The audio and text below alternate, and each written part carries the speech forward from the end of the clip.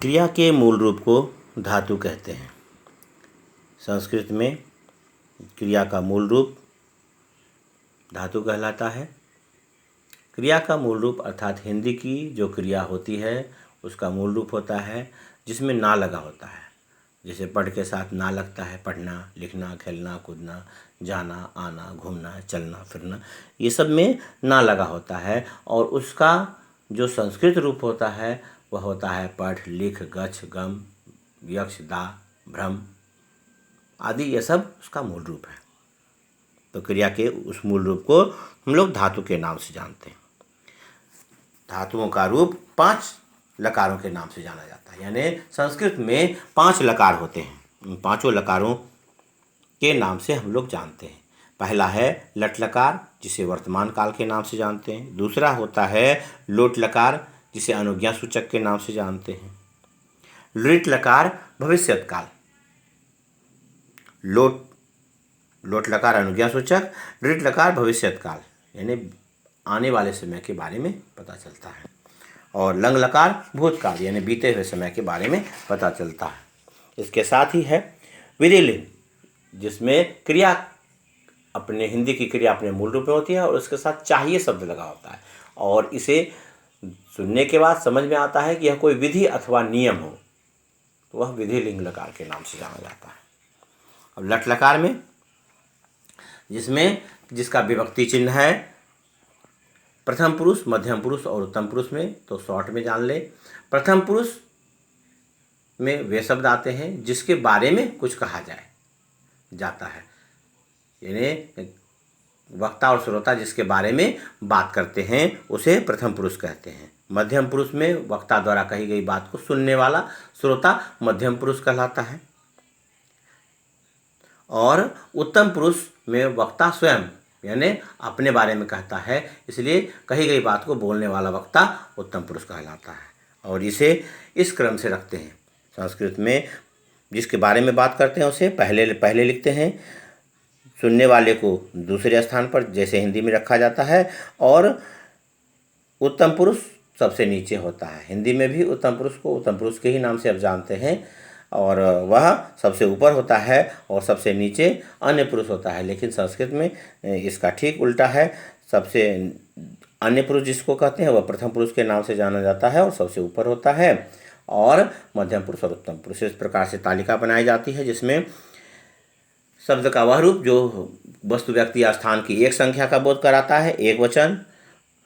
शब्द का वह रूप जो वस्तु, व्यक्ति या स्थान के 2 संख्याओं का बोध कराता है, द्विवचन। और जो शब्द वस्तु, व्यक्ति या स्थान के 3 संख्याओं का बोध करता है, बहुवचन। उसके अनुसार से, चूँकि जैसा जानते हैं कर्ता के अनुसार से क्रिया होती है, इसलिए लकार कारक के अनुसार से चलता है और कर्ता के अनुसार से चलता है। यानी संज्ञा सर्वनाम के शब्द के अनुसार से ही लिखा जाता है। जिसके बारे में बात करते हैं वह स हो सकता है, सा हो सकता है या तत् हो सकता है।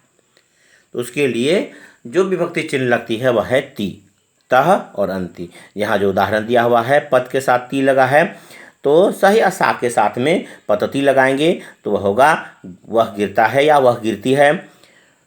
अगर सह लिखे हैं तो उसके लिए तव लिखना होगा, तो तव पततः या ते पततः। और अगर बहुवचन है तो उसमें कहेंगे ते पतंती या ताह पतंती। इस प्रकार से कहते हैं। फिर है जिसके बारे में बात करते हैं वह तो हो गया, जो उसमें ती तह अंति। पठ भी लगा सकते हैं, पढ़ती पढ़ता पठंती, लिख भी लिख सकते हैं, लिखती लिखता लिखंती, इस प्रकार से होगा। और इसके बाद होता है हमारी बातों को सुनने वाला, यानी त्वम, युवाम और यूयम। द्विवचन में युवाम और बहुवचन में यूयम। इसके साथ जो विभक्ति चिन्ह लगता है वह है सी थ थ, यानी क्रिया के साथ सी थ थ का प्रयोग किया जाता है। जैसे प्रथम पुरुष में तीतः अंति लगता है, पतती पत पतंती बना।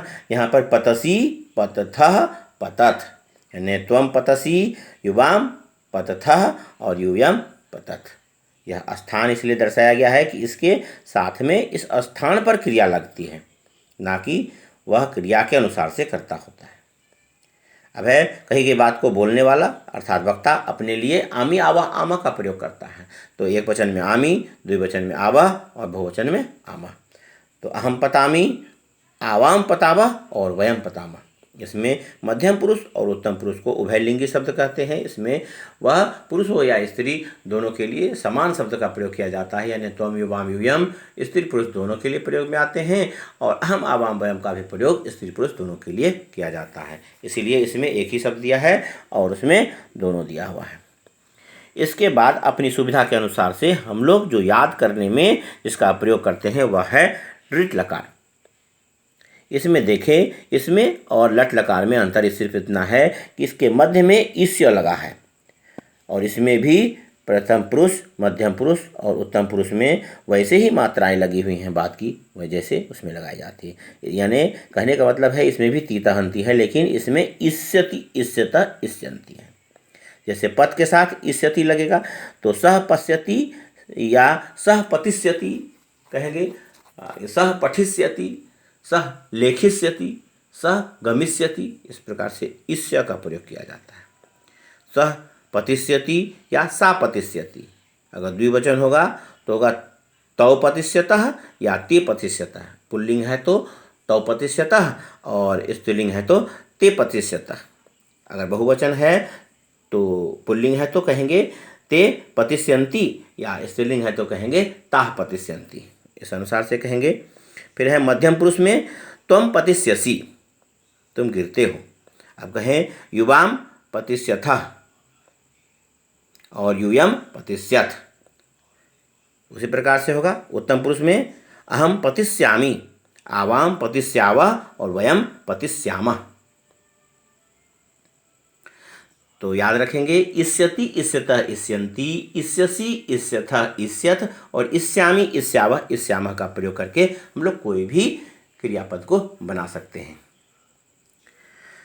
अब इसके बाद में जो आता है वह है भूतकाल, यानी जिसे लंग लकार के नाम से जानते हैं। इसमें मुख्य रूप से क्रियापद के पहले सब में अ लगा होता है और क्रिया का जो धातु पद है, धातु पद के बाद उसमें विभक्ति लगाई जाती है। जैसे इसमें देख रहे हैं सब में अ लगा है, यानी और पीछे इसमें प्रथम पुरुष में लगता है तो ताम अन, यानी अपतत बना अपतताम अपतन। अब मध्यम पुरुष में होगा तो अपतः अहतम तो कहते हैं, याद कर लेंगे। तो ताम अन अहतम तो अम आवाम, तो यह सुविधा होगी लिखने में। तो अपतः अपततम अपतत, यहाँ भी अपतत है, हलंत लगा है, इसमें हलंत नहीं है, ध्यान रखेंगे हलंत का महत्व होता है। तो यूयम अपतत, और यहाँ पर है सह या सा अपतत, इसमें हलंत लगा रहेगा। तो अह तम तो अपततः अपततम अपतत। अब उत्तम पुरुष में कहेंगे तो अम आप आम होता है, तो अहम अपतम, अहम अपताव, अहम अपताम, इसमें विसर्ग नहीं लगाएंगे। और इस प्रकार से यह तीनों कालों का